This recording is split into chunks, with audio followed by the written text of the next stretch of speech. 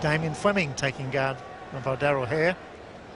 Former teammates Al Moali and Damien Fleming for Victoria. 3 slips of gully in. And there it goes again, a bit of movement off the seam. It's just another look at the dismissal. Michael Kasprowicz gets a good ball here. This is the place to bowl. Just come to the crease. That one pitched on, well, middle and leg. Just went across him. Faint little nick. See here, really has to play at those. And nicely taken. A really easy catch through to Stewart. And faint little nick. Just here and there. And no trouble at all. That's a very good over from Alan Moali. A double wicket maiden. Well, that shows a bit of character there from this young man. He's got the figures. He's got 4 for 77 off 30 overs. That's a very good performance. The first one, picked up 2 quick wickets and get rid of Healy now. Could be a quick finish, and Australia may not make that 450 they could have made at the luncheon break.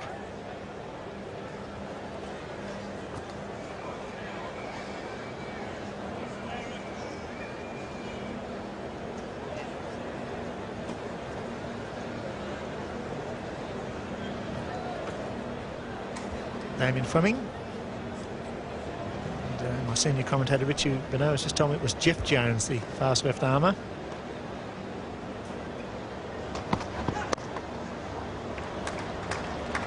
It's the over bowled, 7 for 366.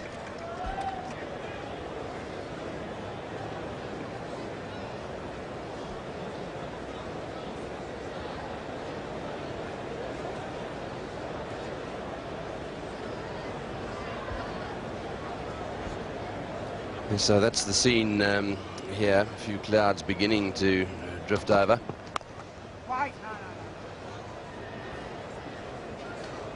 So it's okay at the moment.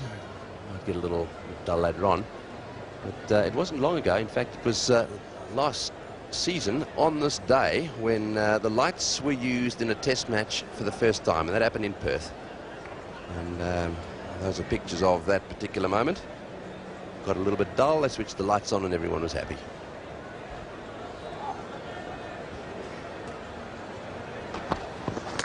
Fleming gets it away. Attempted pull shot. Sounded like a helmet. See what the call is. Leg by, so I think that was the helmet. Cork dropping it in short once again. Yes, yeah, I'd like to see a replay of that to see what it did hit. Actually, it seemed to me to be a double noise. Let's see if we can see. Again, a good bouncer. Oh, it hit him on the right on the badge. Whether it hit the glove before that, I don't know.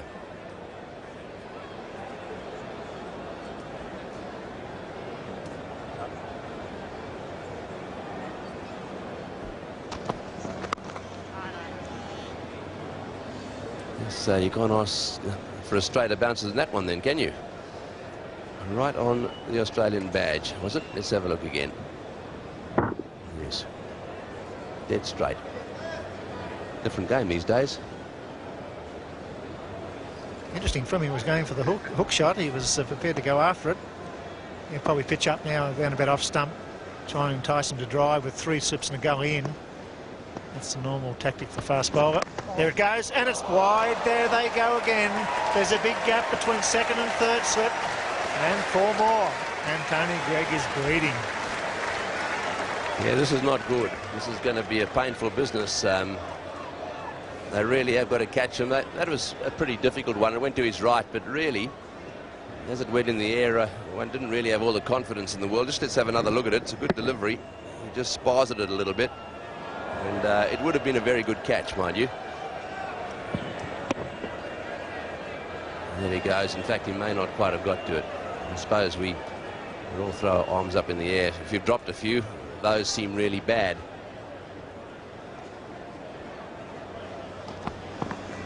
Well bowled.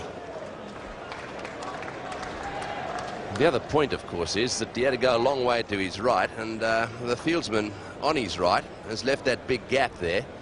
If he had been in an orthodox position, then it would have been a pretty straightforward catch. So this is the delivery again. Just watch how far he goes to his right. So there he goes, and the man on the left there It's Butcher. Hands goes to his face. Yeah, he wasn't very happy about it, because that one's played away on the onside. He said he'd been in an orthodox third slip position, he would have taken it easy. That's the end of the over. 7 for 377.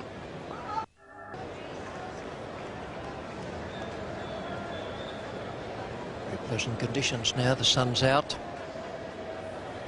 377 on the board makes it more pleasant for Australia, but the ball's slipping between the slip fielders makes it a bit less pleasant for England.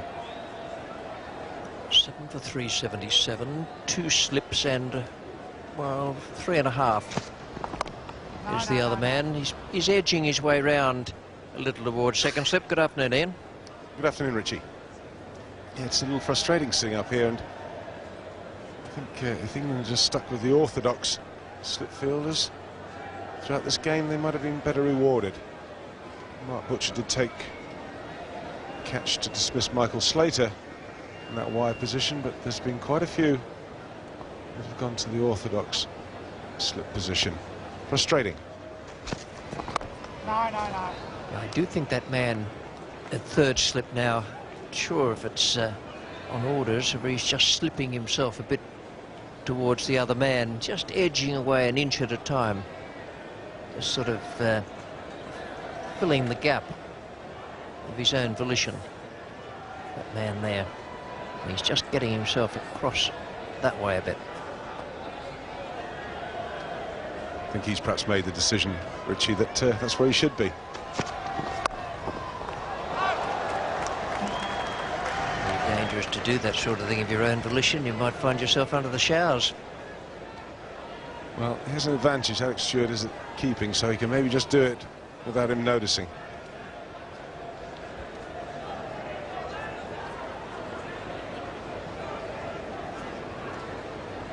He's now starting to think about his batting. He hasn't been in great form so far on this trip. Butcher, he did play well at times against the South Africans last summer in England. He can play.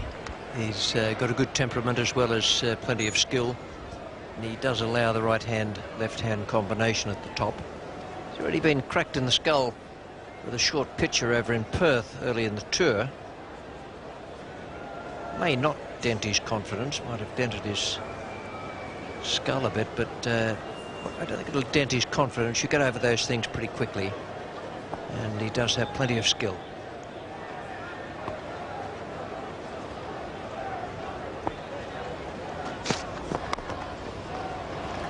And down third man, 7 for 378.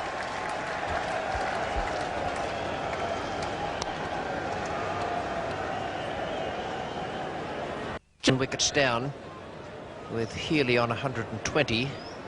We were posing the question yesterday what would happen to the Australian tail, which to me for the first time in quite a time looks a bit long.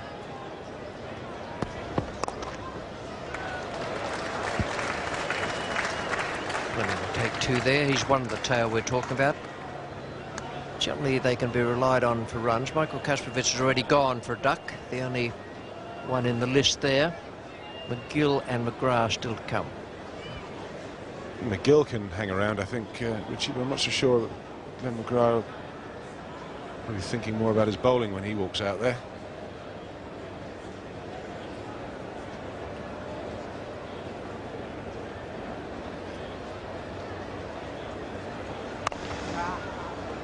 Well, his batting coach has already made 112 for Steve Waugh. Already got those on the board, and he's taken Glenn McGrath, the pigeon, under his wing. I just hope he's not too much of it's rubbed off from an English point of view.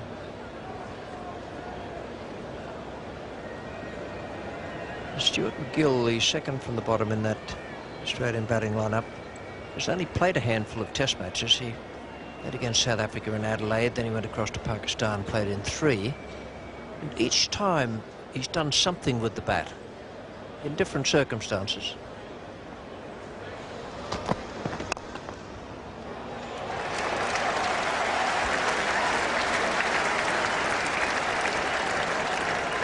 One thing we know about tailenders is that they always fancy themselves with the bat. and they'll be very keen to show that they're just as good as the ones who've gone before. Yeah, there's been a good spell this from Dominic Cork, but I'd be inclined to get Darren Goff in to the attack. A little extra pace. Tailenders, one thing they don't particularly enjoy is that extra pace. I think Darren Goff is, you feel his luck has got to change. Lucky in this game.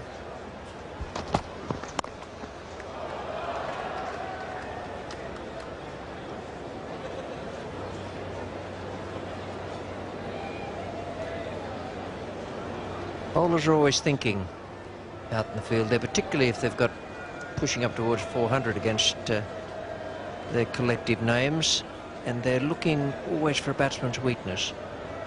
Bit of a high flourish in the back left. Goff just passing on one or two little snippets there to his fellow bowler, and possibly his captain.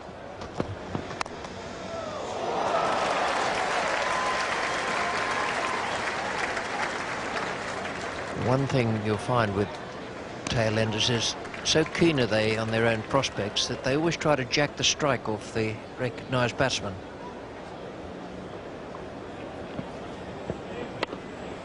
Keep on playing shots like this, I don't think Ian Healy will mind. I think Ian Healy's doing it the right way, though. I don't think he's trying to farm the bowling, just let it happen. Pretty good wicket.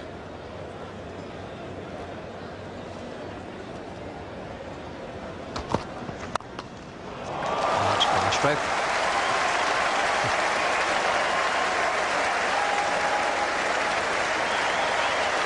10 from that over, 7 for 388. Ian Healy's the keeper, batsman, and Steve Orr, is there a better middle order batsman, or has there been one?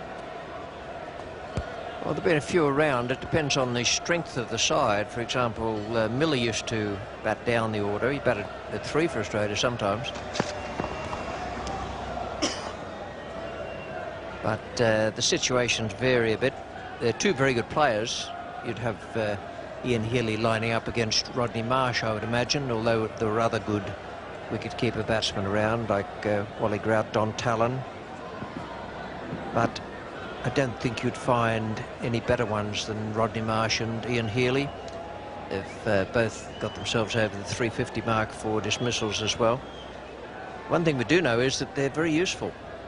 Coming in as they did yesterday afternoon and playing as they did. No. Business of playing as they did is probably the most important, because they just ripped into it straight away.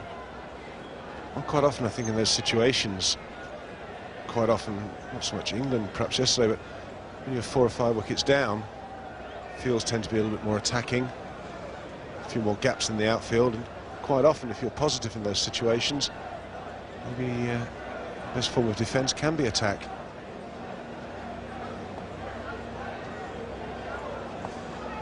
At the end of the day, I suppose it's just a bit an honour to be in the shake-up. 7 for 393. No. 7 for 393.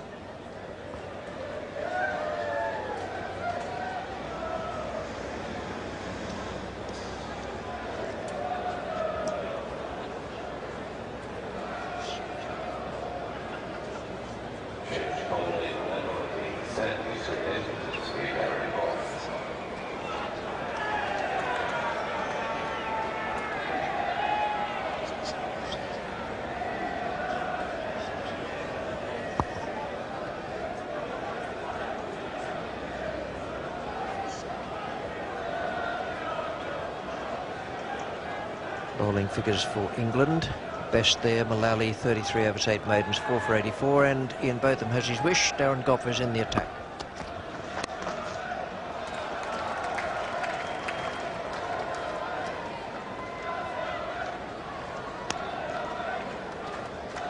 Great try, Darren Goff. Australian public will remember he burst on the scene over here and then unfortunately had that injury which curtailed his trip, but he's had a few problems with injuries, but he keeps fighting his way back.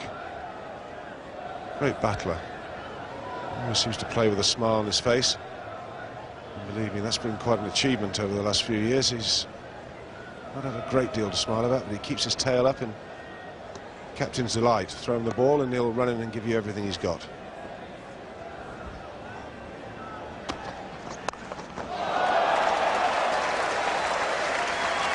Pretty good stroke. The guy coming in. Well, we'll need the third umpire there. It's a valiant effort to try to drag it back. But all we know is that the fieldsman himself has absolutely no idea. I think he would have an idea. Dominic Corky threw himself at it. It's hard to see how... He's doing it the right way, though. He's sliding in. I think his hand's got in contact with the rope at some stage there, and I would think that you've got to give that as 4 runs, I think, Richie. I'm not sure KT's going to do it, but I think he is. I think he's just holding up play for the moment while they have a look at this. The hand is just going to get the...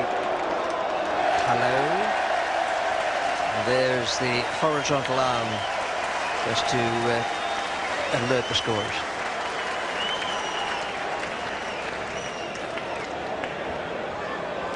Third umpire is Peter Parker here at the Gabba.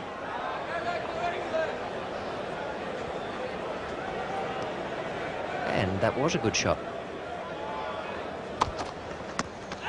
Inside edge, it sounded like. Unless he jagged his bat into his pad as well. No, I think you called that exactly right, Richie. I think there's a big inside edge. It's well bowled. I think most tail enders would be thinking they might be going to get another short one, a little bit quicker. But that was up and almost reversed a little bit into him. I think there's a lot of inside edge here. Yeah, you can hear it, and it certainly saved him. What are we now? 50-odd overs gone. So there'd be a bit of reverse swing. Hadn't been, well, there wasn't much with the first new ball, or so it seemed. No, there wasn't. He's certainly got the shiny side out there for the outswinger. And there it goes. Reversing a little bit. And quite a big inside edge there. You can see the deflection. Darren Gough gives it everything in the appeal.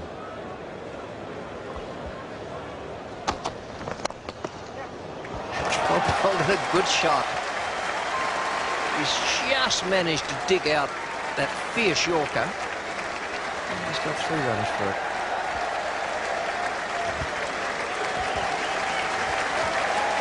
Now, that's something yesterday afternoon England not only hoped they wouldn't see, but they didn't really expect to see it. Chances were Australia might have been out for 225, 230. There was a big chance of that. This is quite an amazing stroke. It's well bowled. It's reversed in again. Almost Yorker length. Not quite. Very well timed. Over. 7 for 401. Seniors card members, it's a fact. 7 for 401. Going to be on Mullally again.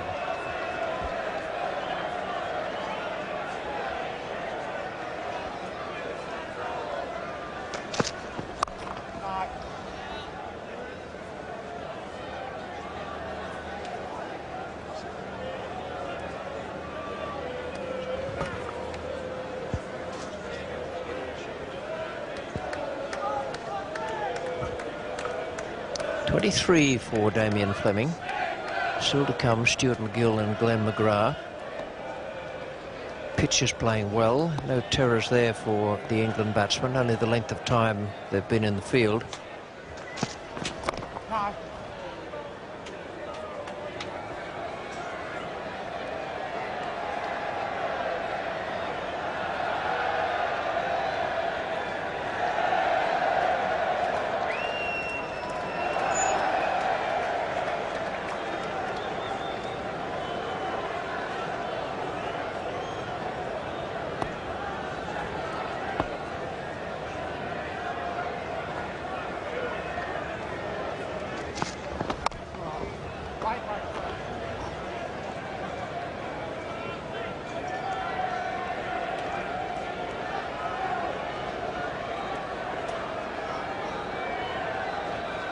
High score of 24 so far for Damien Fleming. The average is all right for a number 9 or 10 or 11 occasionally.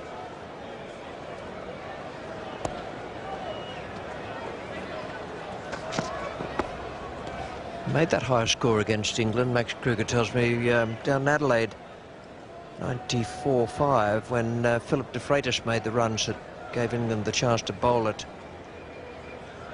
and to bowl out Australia.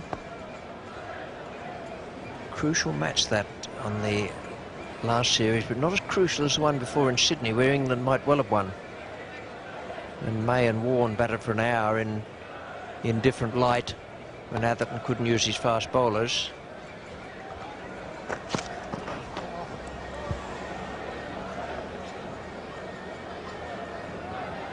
Those cricket followers who saw that Sydney game either at the ground or on television might recall that there was a delayed declaration for a while to allow Graham Hick to get his 100, and then he was 98 not out when Atherton, I won't say stormed out on the balcony, but he gave it quite a stern beckon, and then they just failed to bowl out Australia. 7 for 401.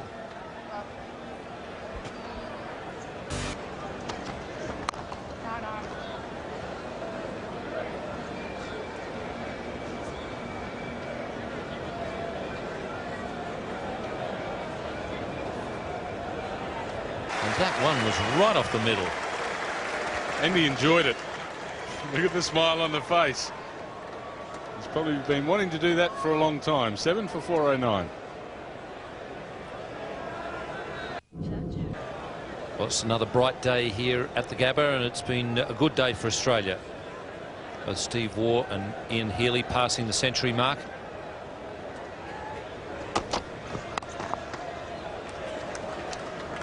Darren Gough has given it everything today, but hasn't had any breaks at all. Alan Mullally has got the 2 wickets, but he copped a bit of a pasting that last delivery from Damien Fleming. He plays with a bit of flair. He gets the feet going everywhere when he whacks them. He played a pull shot. He's going again. Actually, it's interesting to watch that left leg. There's plenty of movement with that. He played the pull shot, and he sort of lifted the leg very much in the style of either a Keith Stackpole or a Gordon Greenidge, both of whom used to play the pull and just cock that left leg as they played the shot. Now he's got the left leg going with the cover drive off the back foot.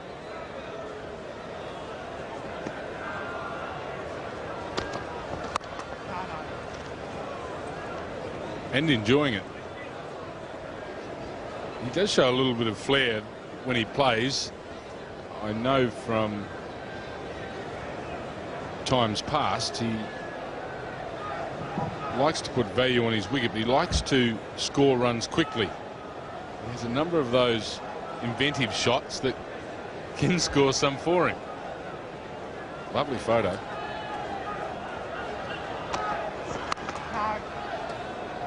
Actually, it's probably just as well that his current Victorian captain is not here sitting in the box seeing this, because he'd probably be saying, where were all these shots when we only needed a couple of runs to win the Shield game against WA the other day? I think he can claim homesickness. He'd only just flown straight in from Pakistan to Perth. He hadn't been home and had a change of clothes.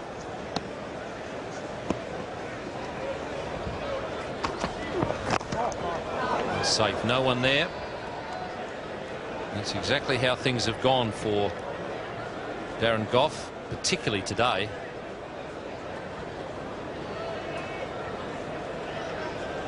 I suspect this one was a little slower too. Damien Fleming by surprise. Mainly the pace of it was short enough. Expected to come quicker, and it just held a little as it hit the wicket.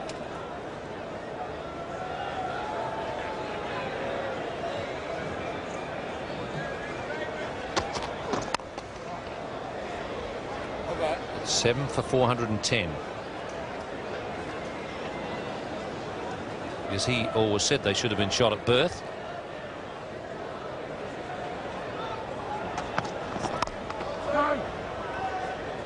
If it was Trevor Chappell writing the column, he would have probably suggested the answer B, ban underarm bowling.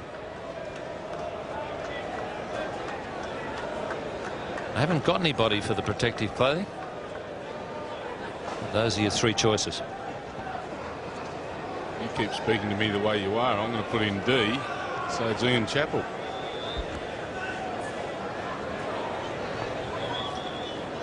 You're suggesting you weren't around in 1913?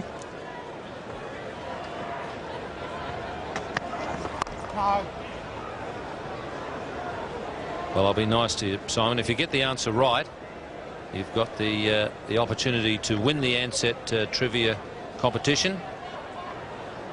And if you select the right answer, dial the corresponding phone number. One caller with the correct answer each day will be selected at random.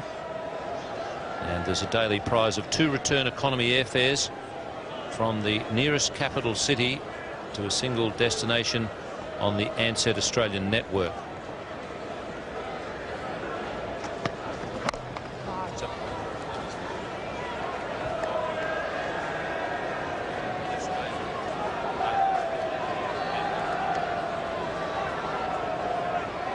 The winners can also or could also choose from one of Ansett's international destinations, which include Fiji, Hong Kong, Taipei, Osaka or Bali. Any of those take your fancy, Si?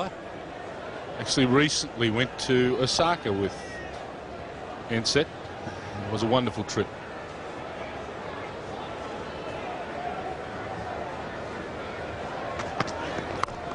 It's 7 for 411. Sunday night at the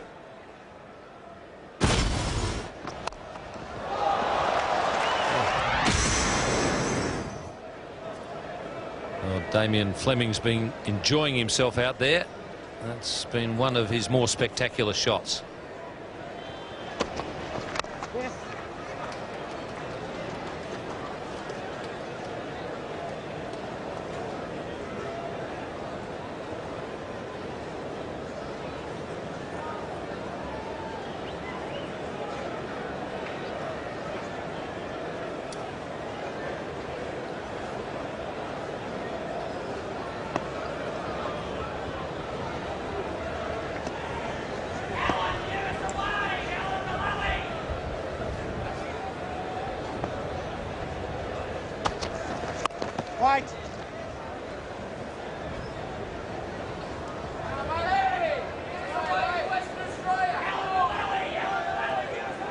Quite a tale there for the Australian side, starting after Ian Healy, Kasprowicz, Fleming, McGill and McGrath. Michael Kasprowicz sat for a long period of time while Healy and Steve Waugh resurrected the Australian innings. He set it on the way and went out cheaply, but Fleming's doing a great job. Caribbean style, I might add. Scored 28. It's his highest test score. And he's doing it in an unorthodox fashion at times. But it's been effective. That's what you want to see from your latter order in these games. Some support for a batsman that's in. Ian Healy is.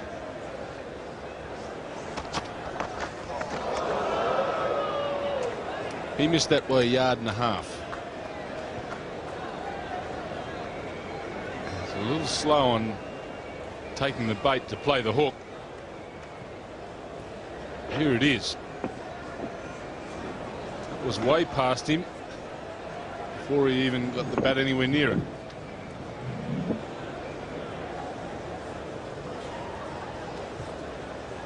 Alex Stewart just letting the bowler know that the second man is back now. I think there's a good reason why Alex Stewart was letting the bowler know, so that the batsman would hear it. And they've gone for the reverse psychology, jam it in the block hole. Actually, I'm impressed with the way that Damien Fleming has gone about it, because if a tail ender is going to spend a bit of time out there, and there is a cause for him in this situation to play steadily with Ian Healy up the other end. But in general, you want the tail ender going for the runs, not just wasting time. It's 7 for 412. And this partnership came together when it was 7 for 365.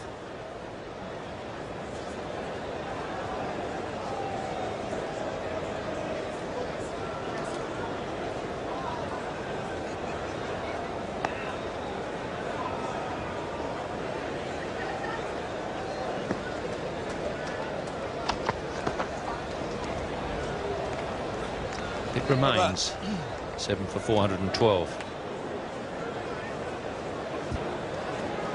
Australia in a position of dominance now, thanks to Steve Waugh and Ian Healy.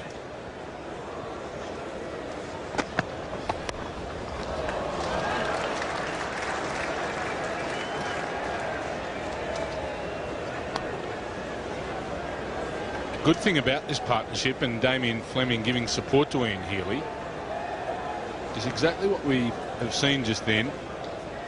Ian Healy can be confident of just pushing a single, not having to look after his tail end partner, hide him away from any of the bowling. See here, he just guides the ball down, gets his single, knows that Damien Fleming at the other end can handle himself. He's doing an excellent job, is in fine form and touch. Already scored 28.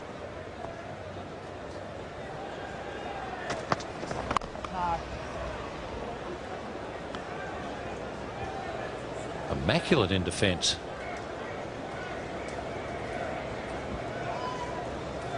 He's the one bowler of the whole England lineup so far in this match that just hasn't had that extra zip. Gus Fraser possibly half yard less in pace than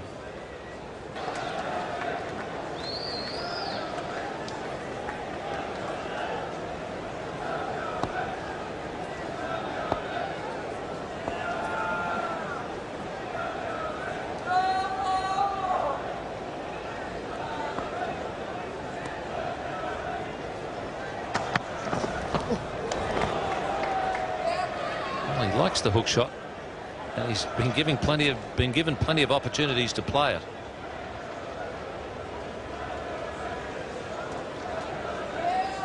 Good bounce of this. It's straight. That's the most important thing. Straight over his melon. Yes, it was high. If he was going to have a crack at it, and every opportunity that the ball was going to fly down to the deep fine leg or the deep backward square, that's the trap that was set.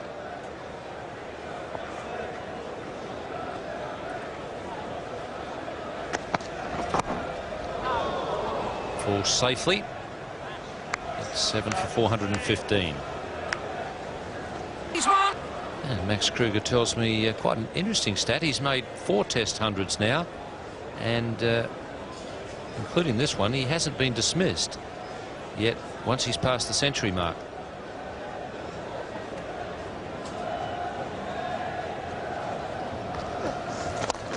Oh, he's taking on the spinners as well as the quickies. That's very well hit. 7 for 420. Pick Bill Lawry or Tony Greig. Very kind, Ian. Thank you very much. It's 8 for 421 at the Gabba. Croft continues. A little bit of turn and bounce then. Good afternoon, Tony Greig. Afternoon, Bill. Yes, this has been interesting, hasn't it, I suppose? Well, it's only the first test, Tony. The second day. It's been great entertainment, I'm sure, for our viewers at home and around the world, and certainly for the fans here at the Gabba. Some excellent straight play from Steve Waugh and Ian Hill. It was a wonderful partnership. Gritty stuff, and that's what Test cricket's all about. Get yourself into trouble, fight your way out if you can. And Fleming's done a great job as well. Good entertainment from Fleming. He's on 33.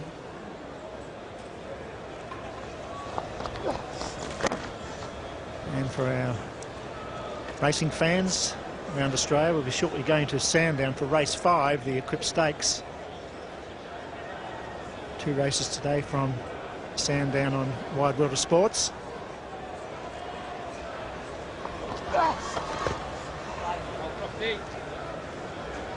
Croft's been okay. He's thrown it up. He hasn't got a lot of turn. So he's been steady. Yes, that's what he is, I think. He's a pretty steady bowler. He's almost bowled 20 overs now, no wicket for 41, so he hasn't conceded too many runs, but he hasn't really looked all that penetrating either. As well, Mark Ramprakash can bowl off spin. He doesn't bowl a lot, but according to my spies in England, he's very handy. Maybe he needs to bowl a bit more, even in combination for a while with Croft to get spin at both ends.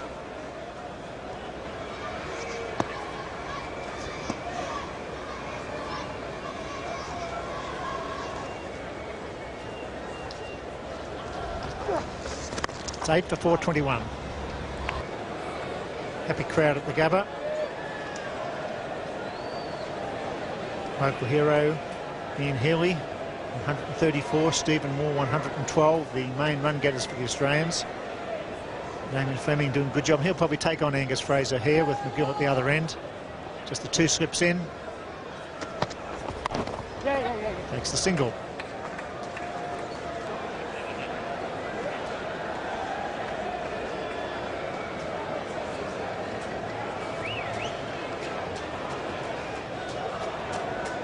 Alex Stewart is making a change. As Tony Red pointed out, it's time for a bit of fire. It's going to be Mullally with 4 wickets against his name, 4 for 88. Got a big chance here of picking up his 5th wicket. Well deserved if he gets it as well. Yes, well, there's no doubt this is the right thing to do, and I hope he does too, because he's bowled pretty well. He's come steaming in and he's let it go. He's bowled a good line. Now, if he keeps that ball in the right place, just the odd short one, and then just on that off stump and going across the right-handers, and he's got a chance.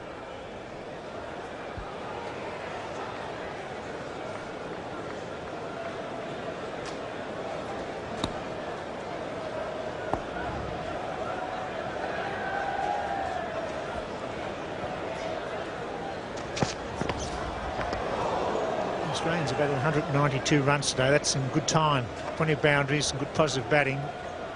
And well, he's picked up 2 wickets. He's been by far the best of the bowlers. I thought Cork bowled a good spell just after the luncheon break as well, but those figures are a pretty fair indication of the form, apart from Goff, who's had 2 chances put down last night. Interesting field. They've got one back at square leg for the hook shot, and they've got a fine leg as well.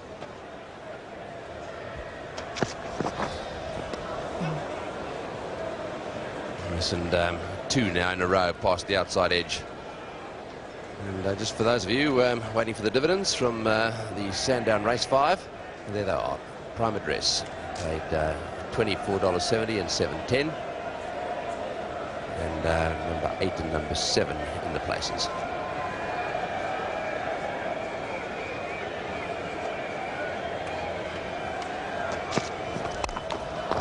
Going for it. He's pulled him straight.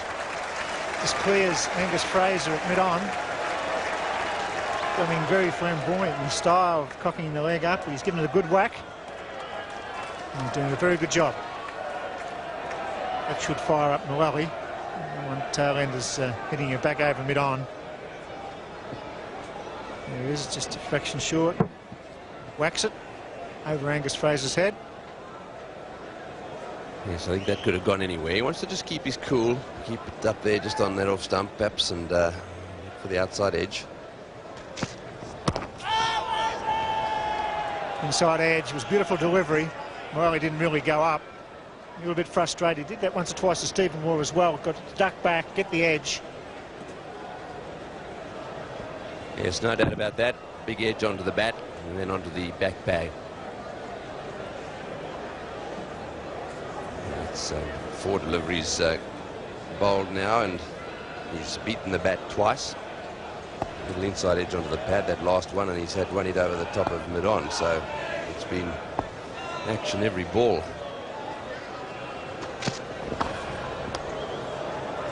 So that's 3 times he's gone past the outside edge. Sam Mullally just needs to keep his cool here. He's showing 1 or 2 signs of frustration, but he's bowling beautifully. It's the place to bowl, maybe just a fraction wide there, but some movement away. The angles there for him. It's a tail ender who can have a bit of a dash at it. He hasn't been too short. He's been the best of the length bowlers for England. He's tried to keep it up. He's swung it back in occasionally.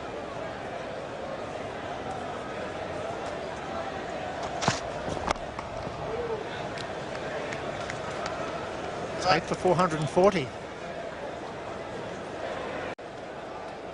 Good performance and an important performance for Mullally. Having made his improvements at county level, he needed to convince himself that he could do it at the highest level. 5 wickets in the first Test match should be convincing enough.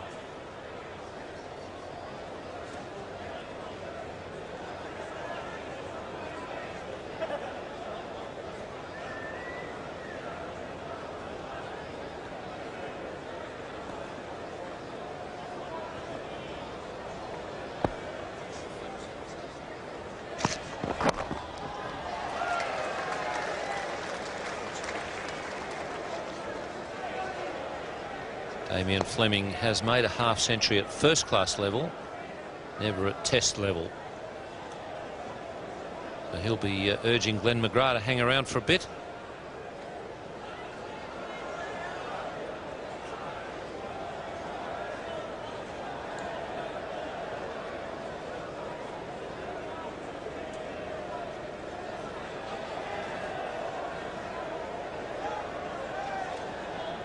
Strengthening of the slip cordon with Glenn McGrath on strike.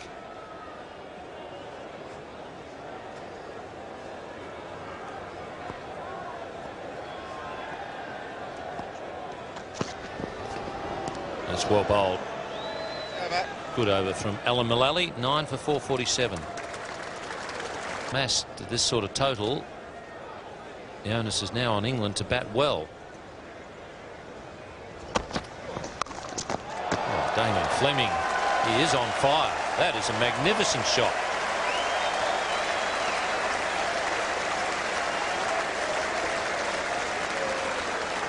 Those are two. Stroke of, well, reminds me just a little bit of Greg Blewett, and also that he only just missed his stumps by a whisker.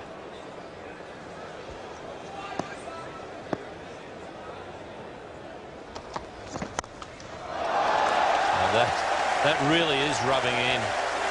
Darren Gough has bowled, he's probably been the best of the England bowlers, and he hasn't had any luck at all. Now he's got a tail ender or lower order batsman smashing him all over the park. There is no justice. He needs to keep it straight to Damien Fleming. If he gives him any width at all, then he's going to find himself in the same situation as he might be towards the end of a limited overs game, where everyone's throwing the bat.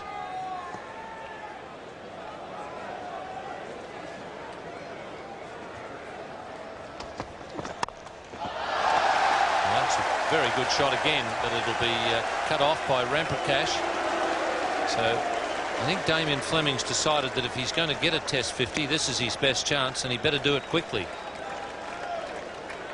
Doesn't show much faith in Glenn McGrath's batting coach, who's already made 112 today.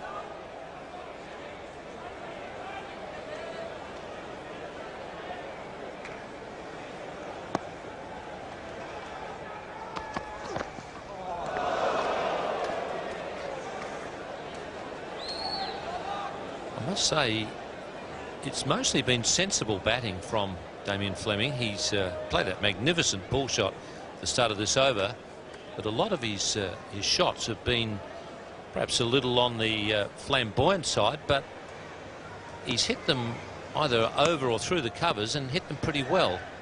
And basically done it with a straight bat.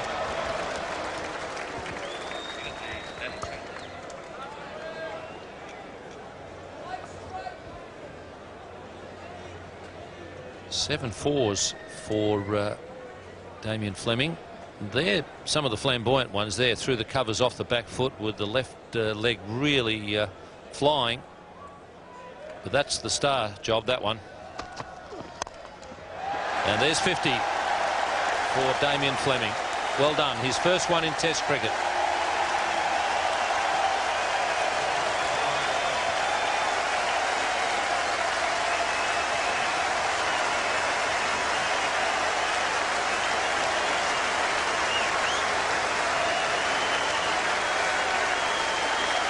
certainly favours the up-off 1-foot shot.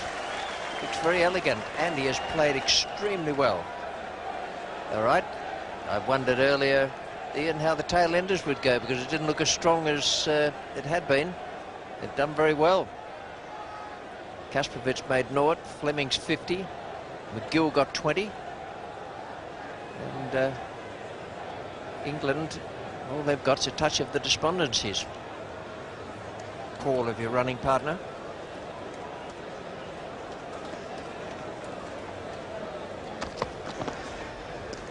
I tell you what, I wouldn't like to get smacked on the side of the watermelon and have it all running down my face. I don't think that'd be all that pleasant, Benoit. Well, there are a lot of odd things happening in the crowd today.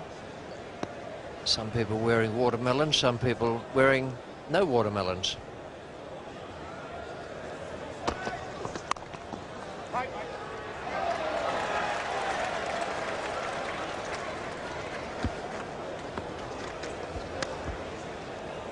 .51 to Damien Fleming, his first Test half-century.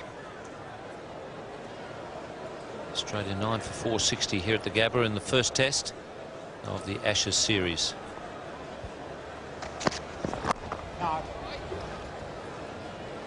You won't find a better Test match to exhibit the strange nature of cricket that yesterday the Australians were struggling at this time just after tea on the first day.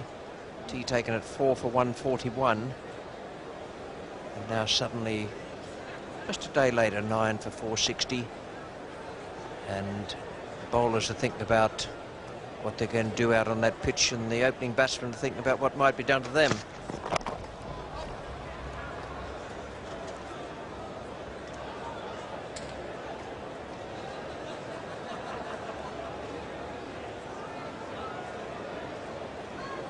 Healy just practicing sort of catching he might get out there.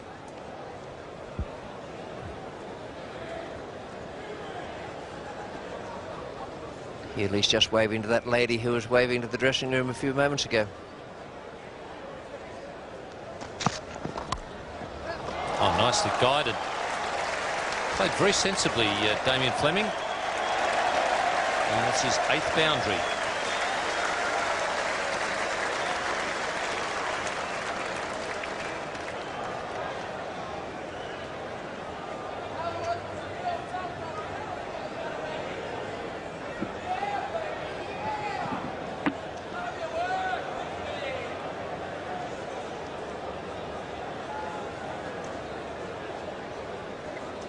We saw Damien Fleming sitting in the dressing room area reading a book earlier in the day. May well have been a book on batting.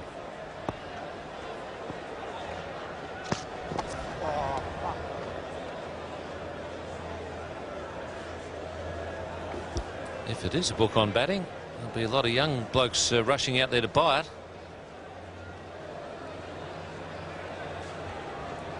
Every so often Alamal Ali quite deliberately and strongly rolls his fingers over the top of the ball.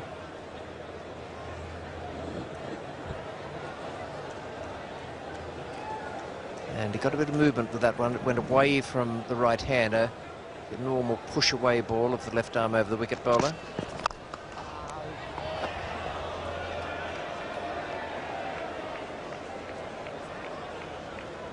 It is very important to have some sort of variation in the attack, apart from just pace and spin. You might have a fast bowler and a couple of medium pacers, but if you can have a left armour in the side as well, bowling pace, then it is very, very good, providing he can bowl, that is.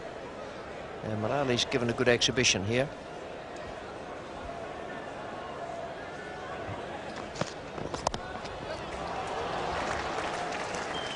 It's 9 for 465.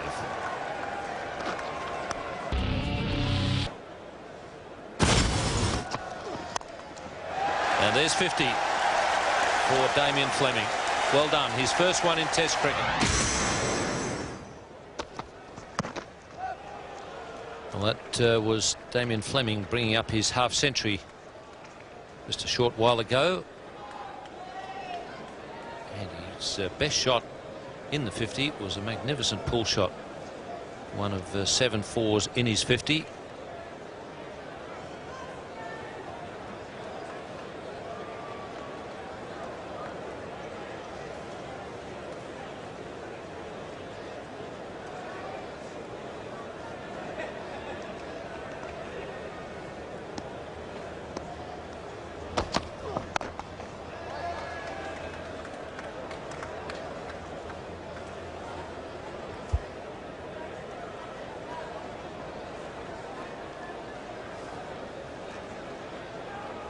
Ian Healy top scoring with 134. Steve Waugh, the other century maker, at 112. And now Damien Fleming with a very attractive 57. That one goes to about the 4th slip position. Alex Stewart just can't win. I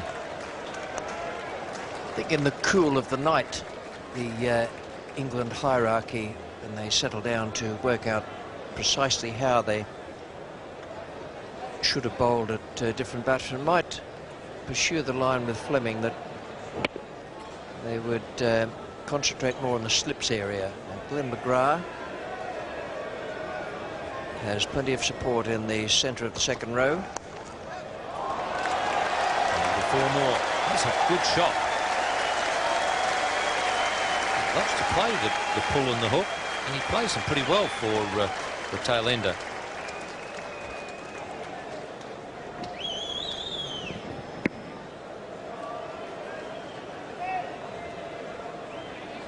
He's hardly ever attempted to hit the ball really hard out there. He's been all timing and placement and elegant stuff as well.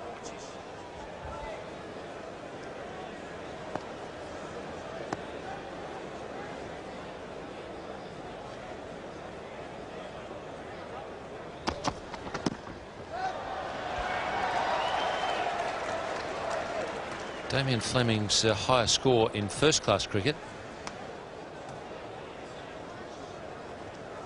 63 not out against Sri Lanka, so he's now getting close to that. I'm sure he would love to have his highest score actually in a test match.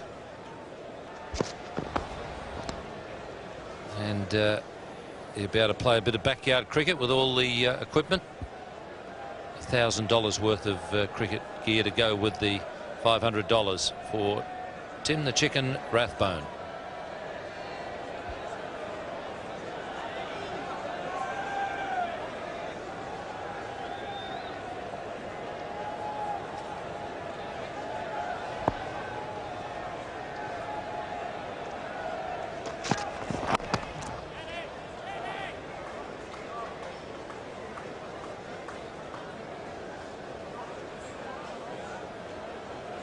This would now be getting very, very frustrating for Alex Stewart.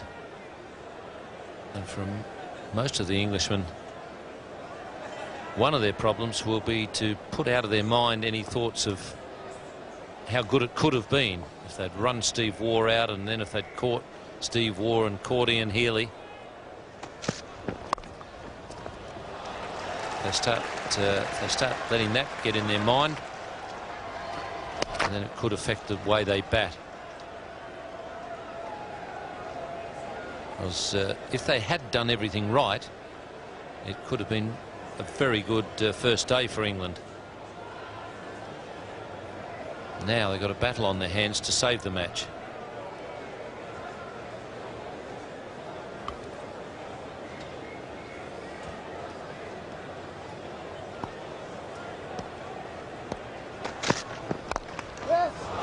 Good shot. Glenn McGrath making full use of his height there and coming forward.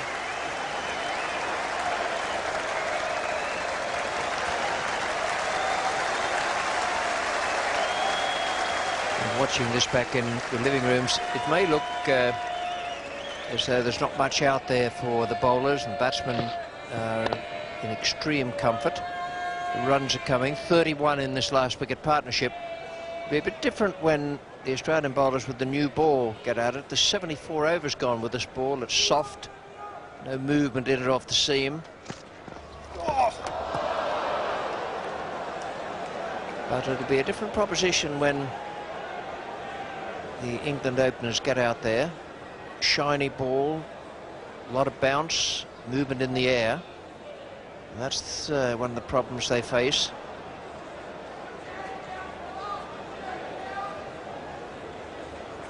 They would have played together, Fleming and Mullally, when Mullally was a Victorian. Do you actually stop being a Victorian, Rich?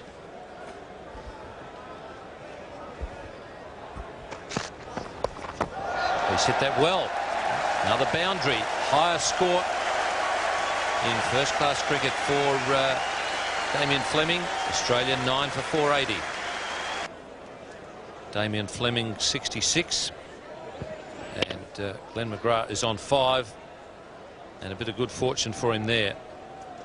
That ball coming off the shoulder of the bat and just lobbing up between about 3 fielders. Dominic Cork wasn't all that excited about it. In the commentary position now, it'll be Bill Laurie, and with him, Ian Botham. Thank you, Ian. Good afternoon, all. And tails wagging a long time. Very good performance by Damien Fleming. Now it's the off-spinner Robert Croft coming into the attack. Field well spread. Long off, mid-wicket, deep backward square leg. Fleming goes for it, doesn't clear mid-on. And good afternoon, Ian. Bill, thank you. Yeah, it's a little frustrating for the England supporters. Damien Fleming has played out of his skin. He's come out, he's enjoyed himself, he's played his shots, taken the game to the England bowlers and been very successful. The crowd have loved it. Highest first-class score, but it's been more than that. It's been the way he's played. He's hit the ball beautifully on the onside. One magnificent pull shot, some wafted shots over cover. He's enjoyed it. He's always enjoys his cricket. He's always a smile on his face. Very competitive, happy, relaxed man. He's gone for it. He finds the gap again.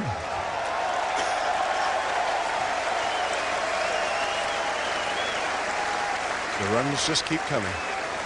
Doesn't matter who's bowling.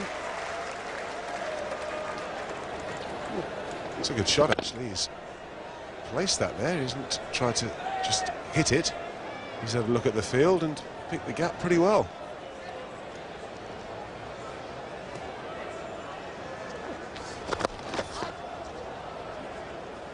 Which I think Robert Croft's actually bowled quite well. He's been prepared to give it a bit of air and said to the batsman, OK.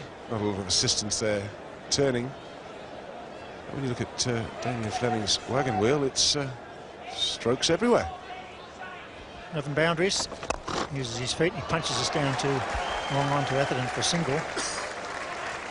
This is what Test cricket's all about. It's not like the one-day internationals where you can get it over in 50 overs. You have to battle it out. And the Australians, through Healy and Stephen Moore, put enormous pressure on England. Such a good batting pitch on the second day. England will be saying to themselves, we should have been batting around about lunchtime. It hasn't happened, and now they're paying the penalty for drop catches. And superb effort by Fleming, because he's entertained this good crowd with some glorious strokes on both sides of the pitch. McGrath goes. It's in the air. This will be out. Atherton's under this. This will be the end. Yes, he catches it. A wicket for Croft. All out for 485. Australia, wonderful effort. They were 4 for 106. Good team performance. Atherton running off the opener. Keen to get the pads on. Good batting pitch though, Ian. Yeah, and I think it's very important now that England come out with the right attitude. Glenn McGrath going for the big hit, toe ending it. Mike Atherton uses iron it, stumbles a little bit, but hung on to it. And Robert Croft will be a very happy man. He's had a long time to wait for a wicket in international cricket. Mike Atherton takes the catch and gets off the field as quick as he can. He'll be putting the pads on. And it really is important now, Bill. I think that England have got to score and score well in this first innings. In fact, the whole series could rest on it from England's point of view. Well, as far as confidence is concerned, I'm sure it will be, as Damien Fleming gets a tremendous ovation, not out 71. That's a tremendous innings. McGrath, the man out. But yes, you're right. They won't get better conditions. It's always tough, though, if you're in the top order in your field for 2 days almost, when you know that you should have been in maybe early.